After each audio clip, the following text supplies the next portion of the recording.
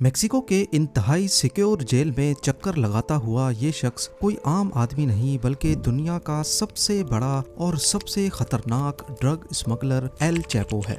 इसके सेल में खास सीसीटीवी कैमरास लगाए गए हैं जिनकी मदद से 24 घंटे इस पर नजर रखी जाती है। इसके सेल में ना कोई रोशनदान है और ना ही कोई खिड़की, सिर्फ कोने में एक शावर एरिया बना हुआ है। मजे की बात यह कि इतनी सिक्योरिटी और नजर रखने के बावजूद भी एल चैपो चलते चलते शावर एरिया की तरफ जाता है और फिर दोबारा सिक्योरिटी स्टाफ को नजर नहीं आता। आधे घंटे के बाद जब उनको शक हुआ तो वो सेल के अंदर गए, लेकिन दुनिया का सबसे बड़ा ड्रग स्मगलर भाग चुका था। आखिर वो कहां से और कैसे भागा, आइए एल चैपो की जिंदगी और उसकी एस्केप पर नजर डालते हैं। जेम टीवी की वीडियोस में एक बार फिर से खुशामदीद। 1957 में मेक्सिको के एक छोटे से टाउन बादिरा गुआतो में पैदा होने वाले एल चैपो का असल नाम ऑकीन गुज़मैन है, लेकिन बाद में उसने खुद को एल चैपो का नाम दे दिया। उसकी ड्रग ट्रेडिंग की आदत उसको विरासत में मिली थी। उसका बाप, जो खुद भी एक छोटा मोटा ड्रग डीलर था, उसने छोटी एज में ही एल चैपो को घर से निकाल दिया था। एल चैपो के पास गुजारा करने के लिए कोई रोजगार नहीं था और ढूंढने पर भी जब उसे कुछ नहीं मिला तो उसने भी ड्रग्स बेचना शुरू कर दी। सिर्फ 15 साल की एज में ही उसने खुद ड्रग्स उगाना शुरू कर दी। वो अपने लिए कोई सुनसान एरिया चूज करता और वहां पर मैरिजुआना उगाने लगता। आहिस्ता आहिस्ता उसकी ड्रग ट्रेडिंग इतनी बढ़ने लगी कि मेक्सिको के बड़े ड्रग डीलर्स उसको अपने गैंग में लेना चाहते थे।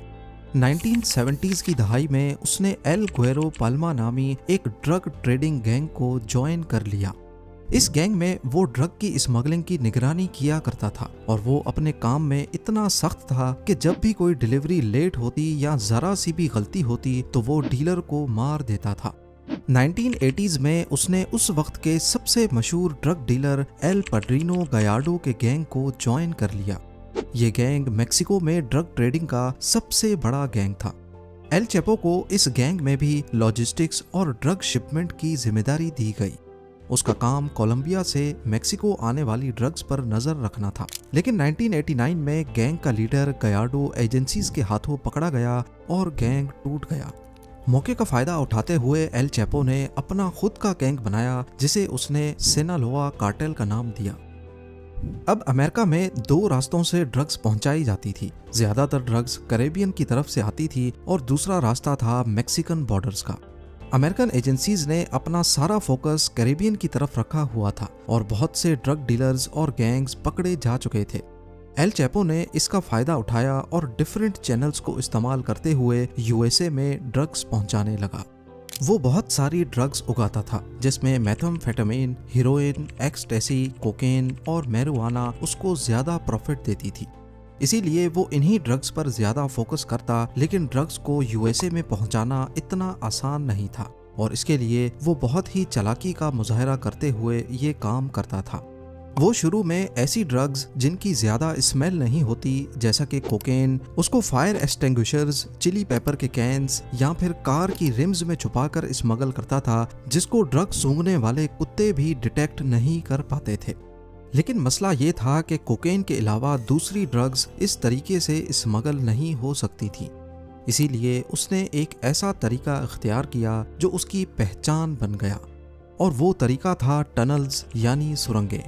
वो लाखों डॉलर्स इन्वेस्ट करके एक्सपर्ट्स हायर करता और जमीन के नीचे ऐसी टनल्स बनाता जिसमें इलेक्ट्रिसिटी और वेंटिलेशन का पूरा सिस्टम मौजूद था, और उन टनल्स के जरिए वो यूएसए में ड्रग्स स्मगल करने लगा। 1990 में फेडरल ब्यूरो ऑफ इन्वेस्टिगेशन के ऑफिसर्स तब हैरान रह गए जब उनको एल चैपो की पहली टनल मिली। वो टनल 300 फीट लंबी और उसमें बिजली का मुकम्मल बंदोबस्त मौजूद था। टनल एक घर के अंदर निकलती थी जो एल चैपो का सेफ हाउस हुआ करता था, और इमरजेंसी की सूरत में वो इस टनल के जरिए भाग भी सकता था। एल चैपो को इस धंधे के सारे रूल्स मालूम थे, इसीलिए लाख कोशिश करने के बावजूद भी वो पकड़ में नहीं आता था। नवंबर 2010 में ओटे मेसा में एक और टनल मिली जिसमें ऐसी ही फैसिलिटीज मौजूद थी, लेकिन इसके अलावा जमीन पर रेल सिस्टम भी नस्ब था जिससे कंस्ट्रक्शन के दौरान मलबा और बाद में ड्रग्स ट्रांसपोर्ट की जाती थी। 2012 में टिजुआना, 2013 में फिर से ओटे मेसा में और भी टनल्स मिली। उसकी कमाल महारत को देखते हुए एल चैपो और उसके गैंग को किंग ऑफ टनल्स कहा जाने लगा। वो अपनी टनल्स इस कदर गहरी बनाता था कि ग्राउंड पेनिट्रेटिंग रेडार मशीन भी इसको डिटेक्ट नहीं कर पाती थी, और टनल्स की एंट्रेंस को वो चालाकी से छुपाया करता था, जैसा कि बाथरूम टब या फिर टॉयलेट के नीचे। टनल्स बनाने से पहले वो जगह को बहुत ध्यान से चूज करता था। उसने ज्यादातर स्मगलिंग यूएस मैक्सिको बॉर्डर पे मौजूद कैलिफोर्निया के शहर ओटी मेसा से करने का इरादा बनाया। उसने ओटे मेसा को 3 वजूहात की बिना पर चूज किया था। पहला ये कि ओटे मेसा 2 मेजर ट्रांसपोर्ट हब्स टिजुआना और सैन डिएगो के नजदीक था, और ड्रग्स को इन हब्स की वजह से एजेंट्स तक ट्रांसपोर्ट करना बहुत आसान था।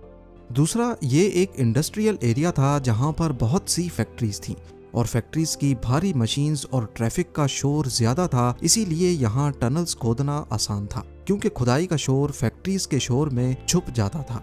और तीसरा रीजन है यहाँ की मिट्टी, क्योंकि इस शहर के एक तरफ समंदर है जो यहाँ की मिट्टी को बहुत नरम रखता है, इसीलिए यहाँ पर खुदाई करना बहुत आसान था। जबकि दूसरी तरफ पहाड़ हैं जो नरम जमीन को भी मजबूती देते हैं, और इसकी वजह से टनल्स कोलैप्स नहीं करती थी। यानी हर लिहाज से ये शहर एल चैपो की टनल्स के लिए बहुत आइडियल था। 9 जून 1993 को मैक्सिकन अथॉरिटीज ने फाइनली एल चैपो को पकड़ लिया और उसे 20 साल कैद की सजा सुनाकर जेल में डाल दिया गया। लेकिन ये जेल भी उसके लिए उसका ऑफिस बना रहा। वो जेल स्टाफ को रिश्वत देकर अपने लिए हर एक सहूलत हासिल कर लेता था, और अपनी बिजनेस मीटिंग्स भी अरेंज करवा लेता था ताकि उसका काम चलता रहे। 2001 में सुप्रीम कोर्ट ऑफ मेक्सिको ने एक फैसला किया, जिसके बाद यूनाइटेड स्टेट्स और मेक्सिको के दरमियान कैदियों के तबादले का प्रोसेस इजी हो गया। एल चैपो जानता था कि यूएसए में ड्रग स्मगलिंग की वजह से यूएसए की हुकूमत हर सूरत उसको अपने पास मंगाकर कैद करेगी, और फिर वहां से निकलना आसान नहीं होगा। इसीलिए एल चैपो ने पहली बार मेक्सिको की जेल से भागने का मंसूबा बनाया। उसने जेल गार्ड्स को $25 लाख की रिश्वत दी और लॉन्ड्री बास्केट में बैठकर जेल से भाग निकला। अगले 13 सालों तक उसने फिर से अपनी टनल्स, ड्रग ट्रेड और दूसरे क्राइम्स की वजह से बगैर पकड़े यूएसए और मेक्सिको की सरकार की नाक में दम किए रखा। लेकिन 13 साल की मेहनत के बाद मैक्सिकन एजेंसीज को उसकी एग्जैक्ट लोकेशन पता चल गई और उसके घर पर रेड कर दी गई। अब की बार भी उसने अपने भागने का बंदोबस्त कर रखा था। वो बाथरूम में बाथ टब के नीचे एक सीक्रेट टनल में घुस गया, लेकिन अथॉरिटीज ने उसको ज्यादा दूर नहीं जाने दिया, और फाइनली वो एक बार फिर से पकड़ा गया। अब उसे मेक्सिको की सबसे महफूज जेल एल्टीप्लानो मैक्सिमम सिक्योरिटी प्रिजन में भेज दिया गया, और उस पर खसूसी नजर रखी जाने लगी। लेकिन सिर्फ 1 साल के बाद 11 जुलाई 2015 को जब वो अपने सेल में टहल रहा था, तो रात को 8:50 पे उसको आखिरी बार शावर एरिया के पास देखा गया। उसके सेल में सिर्फ शावर एरिया ही था जो कैमरा की आंख से छुपा हुआ था। करीब आधे घंटे के बाद जब वो कैमरा पे नहीं देखा गया, तो सेल का मुआयना करने के लिए लॉकअप खोला गया। जब तक गार्ड्स अंदर गए तब तक एल चैपो जा चुका था। उसने बड़ी चालाकी से शावर एरिया के गटर को बड़ा करके एक टनल खोदी जो नीचे एक बड़ी टनल के साथ कनेक्टेड थी। ये टनल 1.5 किलोमीटर दूर एक करीबी कंस्ट्रक्शन साइट तक खुलती थी। जमीन से 33 फुट नीचे और 5 फुट 7 इंच चौड़ी ये टनल इतनी बड़ी थी कि इसमें से आसानी से इंसान गुजर सकता था। लेकिन इस बार उसकी आज़ादी ज़्यादा लंबी नहीं थी। 8 जनवरी 2016 को लॉस मोचिस में मैक्सिकन मरीन्स ने उसके सेफ हाउस पर फिर से हमला किया, और शदीद मुज़ाहमत के बाद वो एक बार फिर से पकड़ा गया। इस बार अमेरिकन सरकार ज्यादा रिस्क नहीं लेना चाहती थी, इसीलिए 2017 में एल चैपो को मैक्सिकन सरकार ने यूएसए के हवाले कर दिया, जहां वो सुपर मैक्स प्रिजन कोलोराडो में अपनी उम्र कैद की सजा काट रहा है। लेकिन हकीकत ये है कि जितनी भी सिक्योरिटी हो, अमेरिकन सरकार को ये डर ही रहता है कि कहीं एल चैपो दोबारा से ना भाग जाए। उम्मीद है जेम टीवी की ये वीडियो भी आप लोग भरपूर लाइक और शेयर करेंगे। आप लोगों के प्यार भरे कमेंट्स का बेहद शुक्रिया। मिलते हैं अगली शानदार वीडियो में।